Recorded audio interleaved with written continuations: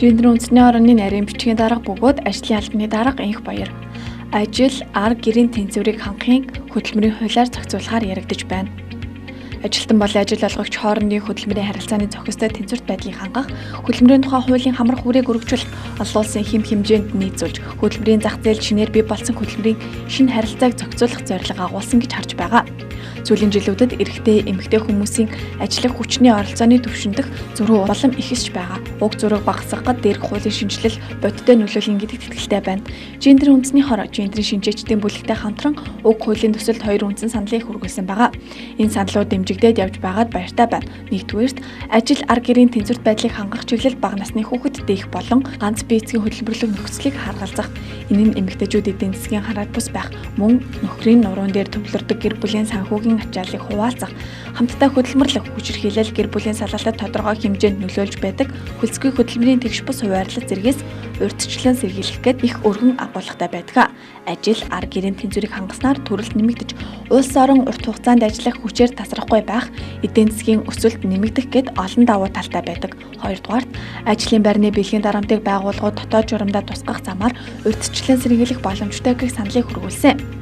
Одоогийн байдлаар олон нийтэд нээлттэй тавигдсныг, хуулийн төслийг харвал эмэгтэйчүүдийн хөдөлмөр эрхлэлтийг дэмжих ахицтай зүйл залтууд тусгагдсан харж болно. Тухайлбал, ажлын цагийг ажил олгогчтой зөвшөөрөлцөж багасгах боломж, зайнаас ажиллах нөхцөл, хүүхэд хөгүүлэх өрөөг ажил олгогч өөрийн боломжоор тохижуулах, хүүхэд хөгүүлэх нэг цагийг 2 цаг болгосон.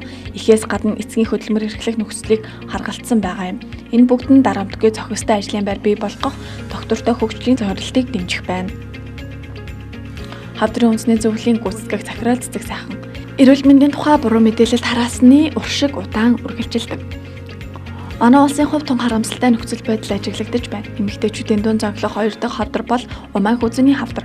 Жилдээ 400 гаруй хүн энэ өвчнөөр онцлогдсон 200 гаруй нас бардаг. Хүн амын тоо болон бусад орнуудтай харьцуулахад энэ бол маш өндөр тоо. Одоогоор дэлхийн 110 гаруй улс энэ хавдрын вакциныг товлолдоо оруулж, охид эмэгтэйчүүдээ Умайх үзүүний хавдраа сэргийлж байна. Манай улсад энэ вакцин өнөөдрийг хүртэл хийгдээгүй. Уг нь Монгол улсад бүр дээрээс буюу 2010 онд Умайх үзүүний хавдраас сэргийлэх вакциныг Мянганы сорилтын сангийн дэмжлэгтэйгээр нэвтрүүлсэн.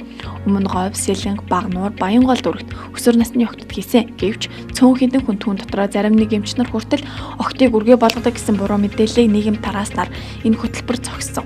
Харин хор уршигыг нь бид өнөө хүртэл амсаж байна. Буруу мэдээллийг тарааж нийгэмд вакцинд үл итгэх байдлыг үүсгэсний үр дүнд хүүхдийн товлол тархатлагажуулалт бууж 2015 онд Улаанбурхан өвчний дэгдэл гарахад хүртэл нөлөөсөн харамсалтай зүйл болсныг хэлэх хэрэгтэй. Хавдрын үндэсний зөвлөлөөс 2012 онд вакцин хийлгэсэн эмэгтэйчүүдийг дагаж судалгад вакцин маш үр дүнтэй буюу хавдар үүсгдэг папиллома вирусээс 90% хамгаалсан байсан бөгөөд жирэмслэлтэд ямар ч нөлөө үзүүлээгүй байсан.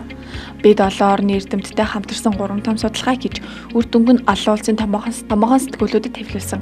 Өнгөрсөн онд гэхэд олон улсын Impact Factor өндөртэй 2 сэтгүүл хэвлүүлсэн. Умайх үзүүний хавдраа сэргийлэх вакцины үр дүн бусад орнтой адил маш үр дүнтэй гэдгийг нотолсноороо ач холбогдолтой юм. Нөгөө талаар судалгааны үр дүнгууд таталгаанд суурилсан шийдвэр гаргах буюу вакцины хөтөлбөрийг Монгол улсад оруулж ирэх бодлогын орчинг өөрчилөхөд томоохон түлхэц болсон.